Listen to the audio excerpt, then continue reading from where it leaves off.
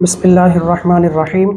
सवाल ये है कि नमाज़ पढ़ते हुए अगर नमाजी का सीना किबला से फिर जाता है तो कितनी मिकदार में फिरे तो उसमें रुख्सत है, और कितनी मिकदार में सीना ज़्यादा फिर जाए तो नमाज के फासिद हो जाने का, नमाज के टूट जाने का ख़तरा है।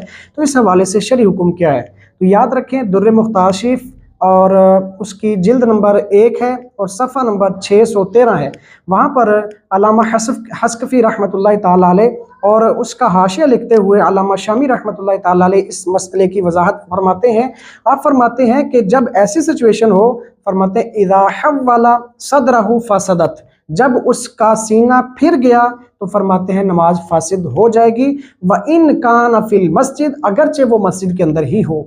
तो ये वो मसला है। आगे फिर फरमाते हैं इज़ा काना मिन गैरि उज़्रिन। हाँ, एक बात काबिल तवज्जो है, वो ये है कि जब ये काम बगैर किसी उज़्र के किया, यानी कोई मसला नहीं था, कोई वैसे भी उज़्र नहीं था, ऐसे ही जनाब उसने सीने को फेर लिया, तो फरमाते हैं अगरचे फ़ौरन ही सीधा कर लिया हो तो उसकी नमाज फासिद हो जाएगी, नए सिरे से पढ़नी पड़ेगी। लेकिन अगर उज़्र के साथ हो तो फिर उज़्र के अंदर थोड़ी सी लिमिट बयान की गई है।